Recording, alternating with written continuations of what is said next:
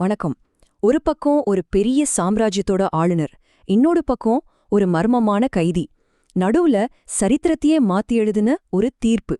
இது எல்லாமே பைபிள்ல இருக்கிற ரொம்பவே முக்கியமான ஒரு அதிகாரமான யோவான் 19ல தான் நடக்குது. வாங்க, இதுல இருக்கிற சில முக்கியமான கேள்விகளுக்கு பதில் தேடி இந்த சம்பவங்களோட ஆழத்துக்குள்ள நம்ம போகலாம்.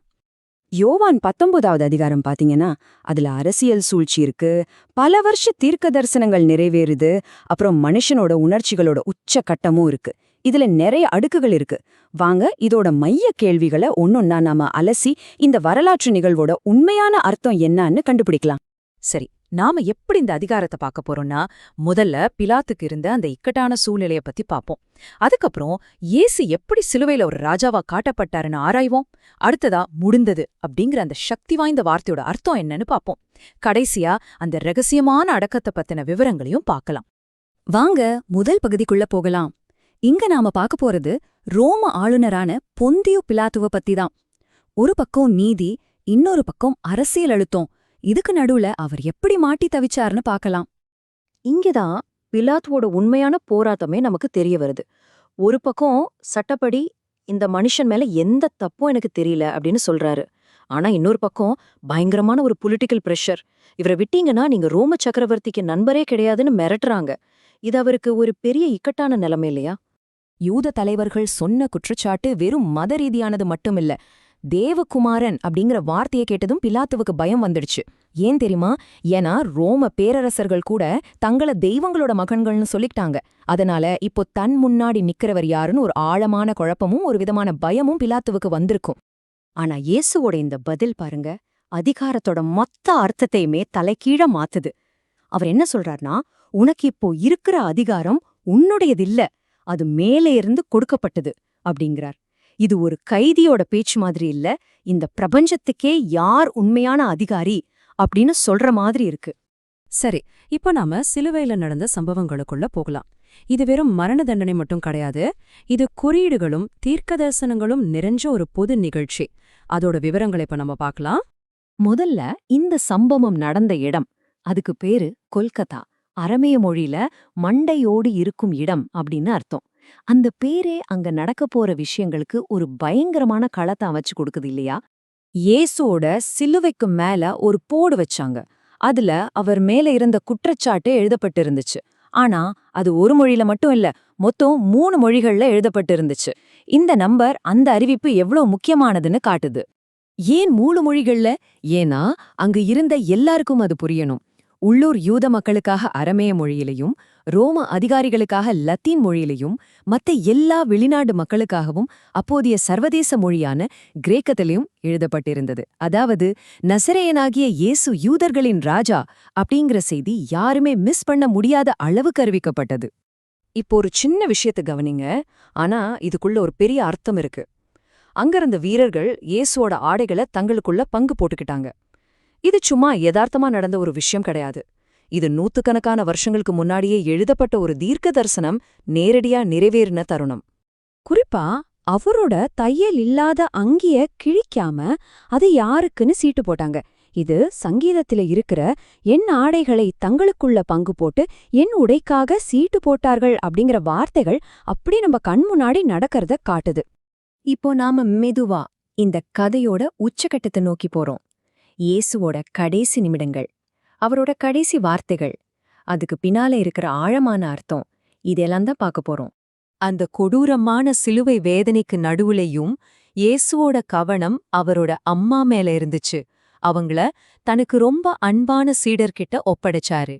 இது அவரோட தெய்வீகமான வேலைக்குள்ளேயும் எவ்வளவு ஆழமான மனிதநேயம் இருந்துச்சுன்னு காட்டுது. அடுத்ததா தாகமா இருக்கிறேன் அப்படின்னு சொல்றாரு. இந்த ஒரு வார்த்தைக்குள்ள 2 விஷயம் இருக்கு. ஒன்னு, அவர் ஒரு உண்மையான மனுஷனா உடல் ரீதியா கஷ்டப்பட்டாருங்கிறது. இன்னொன்னு, இதுவும் ஒரு தீர்க்க தரிசனத்தோட நிறைவேற்றம் தான். அப்புறம் அந்த வார்த்தை வருது. ஒரே ஒரு வார்த்தை தான், முடிந்தது.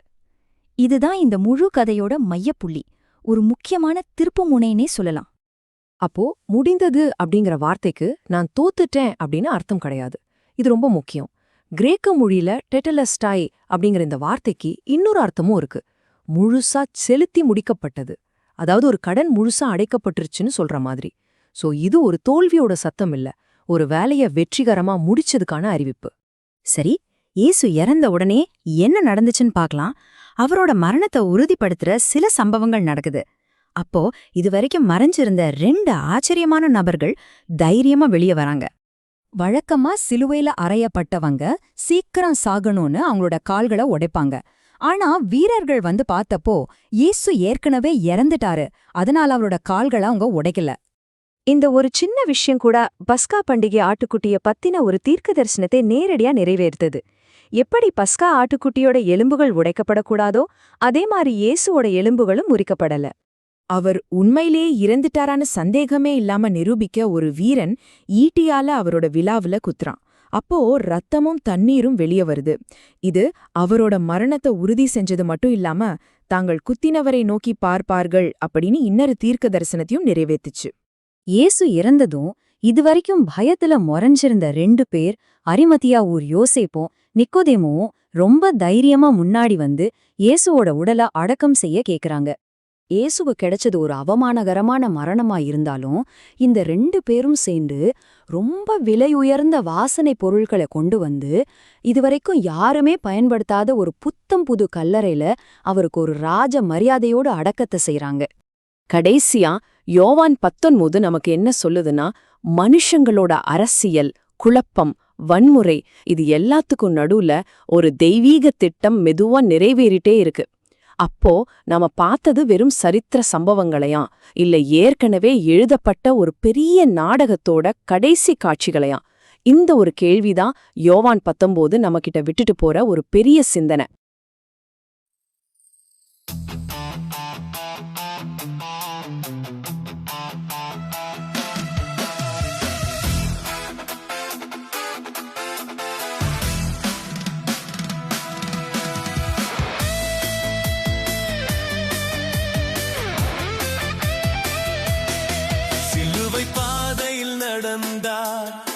சுமையை தூக்கி சென்றார்.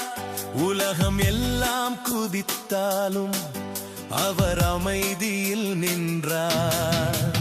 முள்முடியும் தலையில் ரத்தம் சிந்தும் கைகளில் அன்புதான் அவர் உள்ளம், ஜெயம்தான் அவர் வழியில். இருள் நேரம் வந்தாலும் ஒளி மறக்க முடியுமா? சாவு முன்னே நின்றாலும் வாழ்வு நிறுத்த முடியுமா? முடிந்த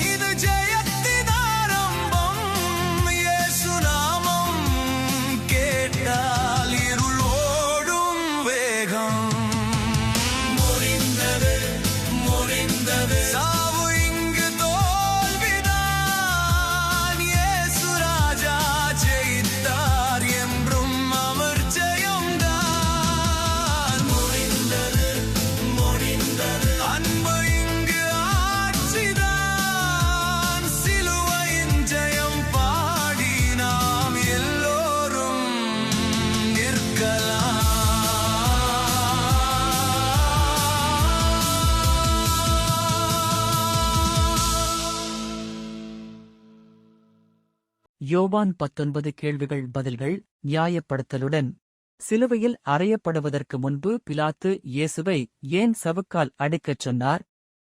பதில்: தண்டனை கூட்டத்தை திருப்திப்படுத்தி அவரை விடுவிக்கும் என்று பிலாத்து நம்பினார். நியாயப்படுத்தல் யோவான் 19 1-4 வரை பிலாத்து குற்றச்சாட்டுக்கு எந்த ஆதாரத்தையும் நான் காணவில்லை என்று கூறுவதைக் காட்டுகிறது. ஆனாலும் அவர் இயேசுவை சவுக்கால் அடிக்கச் சொன்னார். வீரர்கள் இயேசுவை யூதர்களின் ராஜா என்று ஏன் கேலி செய்தார்கள்? பதில்: அவர்கள் முள் கிரீடத்தையும் ஊதா நிற அங்கியையும் அணிந்து கொண்டு அவருடைய அரசாட்சியைக் கோருவதை கேலி செய்தனர். நியாயப்படுத்தல் யோவான் 19 2-3 வரை கிண்டலாக பயன்படுத்தப்பட்ட கிரீடத்தையும் அங்கியையும் விவரிக்கிறது. இதோ அந்த மனிதன் என்பதன் அர்த்தம் என்ன? பதில்: பிலாத்து இயேசுவை பலவீனமானவராகவும் துன்பப்படுபவராகவும் இரக்கத்தை எதிர்பார்த்தவராகவும் சித்தரித்தார். நியாயப்படுத்தல் இயேசு அடிக்கப்பட்ட பிறகு பிலாத்து இதைச் சொல்வதை யோவான் 19:5 காட்டுகிறது. யூதத் தலைவர்கள் ஏன் இயேசு இறக்க வேண்டும் என்று வலியுறுத்தினர்? பதில்: அவர் கடவுளின் மகன் என்று அவர்கள் கூறினர். நியாயப்படுத்தல் யோவான் 19:7 அவர்களின் குற்றச்சாட்டை தெளிவாக கூறுகிறது. தேவனுடைய குமாரன் என்று கேட்ட பிறகு பிலாத்து ஏன் பயந்தான்? பதில்: இயேசு உண்மையில் யார் என்பதில் அவர் பதட்டமடைந்தார். நியாயப்படுத்தல் பிலாத்து இன்னும் பயந்தார் என்று யோவான் 19:8 கூறுகிறது. பிலாத்துவின் அதிகாரம் மேலிருந்து என்று இயேசு சொன்னதன் அர்த்தம் என்ன? பதில்: எல்லா அதிகாரமும் கடவுளிடமிருந்து வருகிறது. நியாயப்படுத்தல் பிலாத்துவின் அதிகாரம் மேலிருந்து கொடுக்கப்பட்டது என்பதை யோவான் 19:11 விளக்குகிறது. எங்களுக்கு சீசரைத் தவிர வேறு ராஜா இல்லை என்று கூட்டம் ஏன் சொன்னது? பதில்: அரசியல் ரீதியாக பிலாத்துவை அழுத்தம் கொடுக்க அவர்கள் இயேசுவை ராஜாவாக நிராகரித்தனர். நியாயப்படுத்தல் யோவான் 19:15 இந்த கூற்றை பதிவு செய்கிறது. கொல்கொதா என்ற இடத்தின் முக்கியத்துவம் என்ன? பதில்: சிலுவையில் அறையப்பட்ட இடமான மண்டை ஓடு இடம் என்று இதன் பொருள். நியாயப்படுத்தல் யோவான் 19:17 அந்த இடத்தை அடையாளம் காட்டுகிறது. தலைப்பு ஏன் 3 மொழிகளில் எழுதப்பட்டது? பதில்: எனவே அனைவரும் அதை படிக்க முடிந்தது. நியாயப்படுத்தல் யோவான் 19:20 அது ஆராமை, லத்தீன் மற்றும் கிரேக்க மொழிகளில் எழுதப்பட்டதாக கூறுகிறது. சிலுவையில் உள்ள வார்த்தைகளை ஆசாரியர்கள் ஏன் எதிர்த்தனர்? பதில்: அவர் தன்னை ராஜா என்று கூறிக்கொண்டார் என்று சொல்ல அவர்கள் விரும்பினர். நியாயப்படுத்தல் யோவான் 19:21 அவர்களின் எதிர்ப்பைக் காட்டுகிறது. வீரர்கள் ஏன் இயேசுவின் உடைக்காக சீட்டு போட்டார்கள்? பதில்: அவருடைய உடைகளை கிழிக்காமல் பகிர்ந்து கொள்ள. நியாயப்படுத்தல் யோவான் 19:23-24 வரை இதை தீர்க்கதரிசன நிறைவேற்றத்துடன் இணைக்கிறது. சங்கீதம் 22:18 இயேசு ஏன் சிலுவையில் இருந்து தம் தாயிடம் பேசினார்? பதில்: அவர் அவளை பராமரித்து அவளை அன்பான சீடரிடம் கொடுத்தார். நியாயப்படுத்தல் யோவான் 19:26-27 வரை இயேசு அவளுடைய பராமரிப்பை உறுதி செய்வதைக் காட்டுகிறது. தாகமாயிருக்கிறேன் என்பது எதை வெளிப்படுத்துகிறது? பதில்: இயேசுவின் உண்மையான மனித துன்பமும் வேத வாக்கியத்தின் நிறைவேற்றமும். நியாயப்படுத்தல் யோவான் 19:28 இதை தீர்க்கதரிசனத்துடன் இணைக்கிறது. முடிந்தது என்பதன் அர்த்தம் என்ன? பதில்: அவரது இரட்சிப்பின் பணி முடிந்தது. நியாயப்படுத்தல் யோவான் 19:30 மரணத்திற்கு முன் அவரது இறுதி வார்த்தைகளை பதிவு செய்கிறது. மற்றவர்களின் கால்கள் ஏன் உடைக்கப்பட்டன, ஆனால் இயேசுவின் கால்கள் ஏன் உடைக்கப்படவில்லை? பதில்: அவர் ஏற்கனவே இறந்துவிட்டார், தீர்க்கதரிசனத்தை நிறைவேற்றினார். நியாயப்படுத்தல் யோவான் 19:33-36 வரை அதை வேதாகமத்துடன் இணைக்கிறது. இயேசுவின் பக்கத்திலிருந்து இரத்தமும் தண்ணீரும் ஏன் வழிந்தன? பதில்: இது அவரது மரணத்தை உறுதிப்படுத்தியது மற்றும் தீர்க்கதரிசனத்தை நிறைவேற்றியது. நியாயப்படுத்தல் யோவான் 19:34-37 வரை இந்த நிகழ்வை விளக்குகிறது. அரிமத்தியாவைச் சேர்ந்த யோசேப்பு ஏன் இயேசுவின் உடலை ரகசியமாக கேட்டார்? பதில்: அவர் ஒரு சீடராக இருந்தார், ஆனால் யூத தலைவர்களுக்கு பயந்தார். நியாயப்படுத்தல் யோவான் 19:38 அவரது பயத்தை குறிப்பிடுகிறது. இயேசுவின் அடக்கம் பற்றிய முக்கியத்துவம் என்ன? பதில்: அவர் ஒரு புதிய கல்லறையில் நறுமணப் பொருட்களால் அடக்கம் செய்யப்பட்டார், இது மரியாதைக்குரியது. நியாயப்படுத்தல் யோவான் 19:39 முதல் 42 வரை அடக்கம் செய்யப்பட்ட விவரங்களை விவரிக்கிறது. யோவான் 19 சுருக்கம்.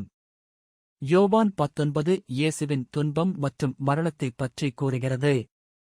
பிலாத்து அவரை குற்றவாளியாக காணவில்லை, ஆனால் கூட்டத்தின் அழுத்தம் காரணமாக அவரை சிலுவையில் அறைய அனுமதித்தார். வீரர்கள் அவரை கேலி செய்தனர். இயேசு தனது சிலுவையை கொல்கொதாவுக்குச் சுமந்து சென்று சிலுவையில் அறையப்பட்டார். இறக்கும் போது கூட அவர் தனது தாயை பராமரித்தார். அவர் அது முடிந்தது என்று கூறினார், அதாவது அவரது வேலை முடிந்தது. அவர் இறந்தார், அவரது விலா எலும்பு குத்தப்பட்டது. பின்னர் அரிமத்தியாவைச் சேர்ந்த யோசேப்பும் நிக்கோதேமுவும் அவரை ஒரு புதிய கல்லறையில் அடக்கம் செய்தனர். இந்த அத்தியாயம் பலி, அநீதி, தீர்க்கதரிசன நிறைவேற்றம் மற்றும் கடவுளின் இரட்சிப்பின் திட்டம் நிறைவடைவதைக் காட்டுகிறது.